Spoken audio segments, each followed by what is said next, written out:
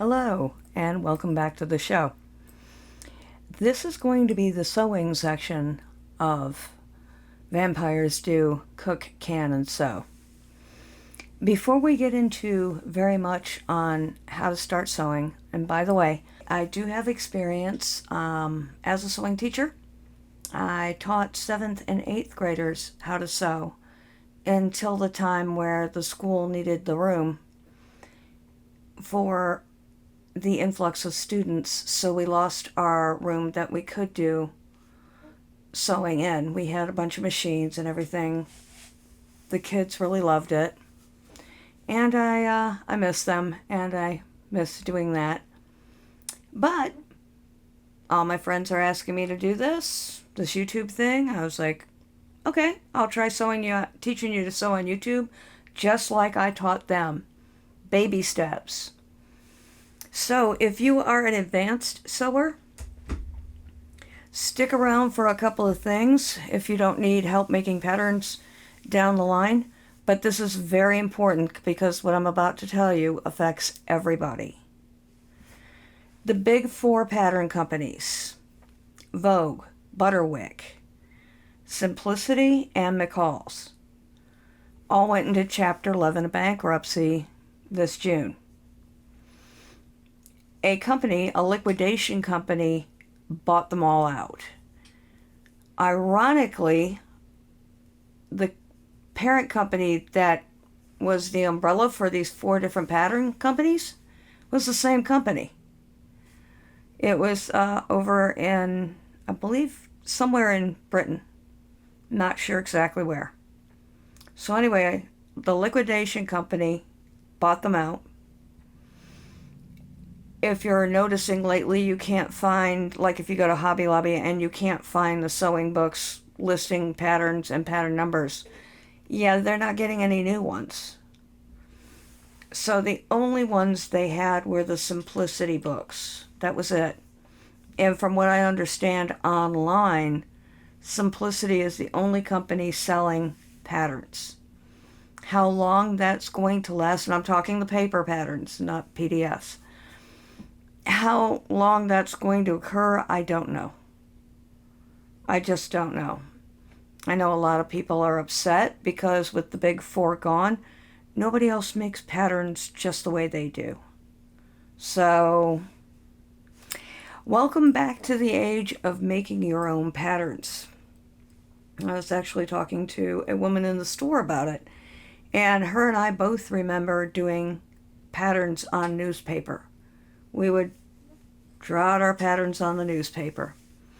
For you to be able to make your own patterns, you're going to have to understand the basics of sewing, the basics of the pattern shapes, such as pants. They may have various things like flared bells, like the bell bottoms, or they come in tight, like the skin tight fitting jeans.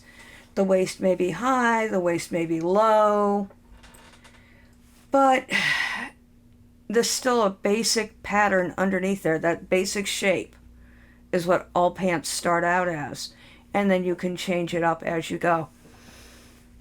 I'm going to be suggesting some books. Unfortunately, these books are out of print, and we'll talk about that more when we get there.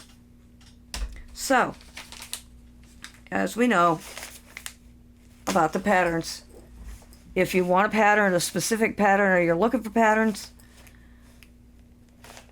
go now while you got a chance to get them. All right, if you want to sew along with me while I'm making stuff, McCall's is going to be the pattern. And I put it upside down. All right, and the pattern number is M6473. This is the one we're going to be sewing. First off, I went with pattern A because I love that little insert right there. That colorful, I'm going to make it a colorful insert with solids. And if I have enough, I may make those pockets in the pants with the same material. All right, so the material I'm talking about, my fancy material for the inside, my print, is going to be this really cool Mardi Gras pattern. Louisiana, what can I say? All right. Now, let's talk about cloth prices. This was almost $5 a yard. It was like $4.95. I got 2 yards. So roughly $10 for just 2 yards of material. Well, I know what I'm making is pure cotton. It's cotton. This is cotton. Guess what? Sheets are made out of cotton. I bought this at the World of Wally for $17.95. And I have a lot of yardage in this because I have the sheets and the fitted sheet. So I have a good amount of fabric in here. I can make more than one scrub out of it. Pretty cool, huh? All right, so I'm going to put this over to the side. And we're going to talk a bit about books. Now, all these books, unfortunately, are out of print. I was heartbroken to find that out. I never got a chance to finish getting all the books in one series. The series is called the Singer Sewing Reference Library, and it has been a huge help to me explaining things to the students, as well as helping me when I get stuck, because, sometimes I have muses. Muses come up and they give you inspiration. Well, my muses carry 2x4s.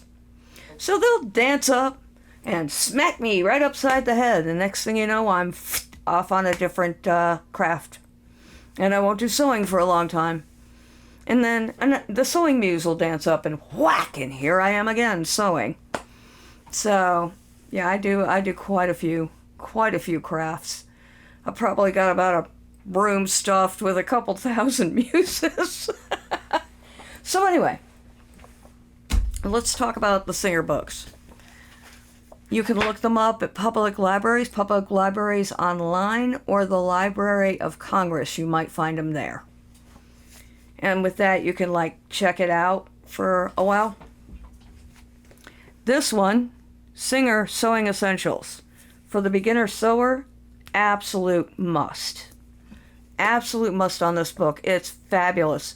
It goes over anything and everything you wanted to ask about sewing.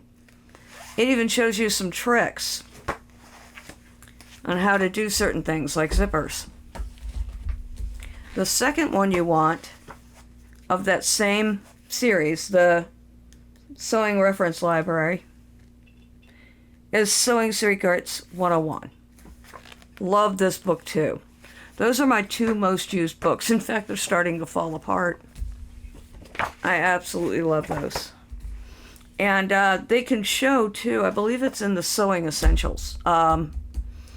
If you're having problems with your thread doing weird things in your machine, they have a chart you can look up. And it's like, okay, my thread's looking like this on the bottom, or it's looking like this on the top. This is what I need to do. Another book, when you get more advanced, The Singer Perfect Fit. Helps you with tailoring. Another real good book. And if you're just kind of tired of doing the same old thing, more creative sewing ideas. Now, I think there was 13 books in this series. Singer, if you're listening, please bring this back. Bring these books back. They're fabulous. They really help with the beginner sewer. Now, when we get into pattern making, this is the best book I have ever found to help me with patterns, making my own patterns. It is out of print. Again, try the public library, try the Library of Congress online, or if you want to buy them, Google search them. This one, How to Make Sewing Patterns by Donald H. McCunn. M-C-C-U-N-N, McCunn. This book is very simply laid out. It's wonderful. Very simply explains everything and how to make things work. Make your own patterns. That's what we're coming back to. Ironically, all your newspapers are now online. What I do when I'm making patterns is I will go to a shop like Hobby Lobby or Michael's if you can find one open. And back in their framing department, they will have brown craft paper that they usually put on the back of pictures. I'll buy rolls of brown craft paper. You can also sometimes find it at shipping stores. All right, so we've got that part down. And what we're going to do next is go on introducing to you the equipment you need to do machine sewing. And from there, we will start the next video on safety, and you will actually be using your machine. By the way, sewing machines costs, as we're noticed, they're going up in price again. And I suspect they're going to go up even higher. You can't afford a couple $100 plus for a sewing machine. Some of them are $250, $300, and they go on up from there. What I would suggest you do, check out pawn shops, garage sales, secondhand stores, antique shops. I have a really nice 1960s Singer, the old metal one, the very heavy one, with cabinet that I got for $25 at an antique store. I did have to replace the plug. It was dry rotted, but everything else in it was working great. So that was a really cool find, and I read all the time on mine people finding $25 sewing machines. So excuse me. So that's where you'd start out at looking. Garage sales, secondhand stores, pawn shops, antique shops. Sewing doesn't have to be expensive at all. So, with that being said, let's get to it.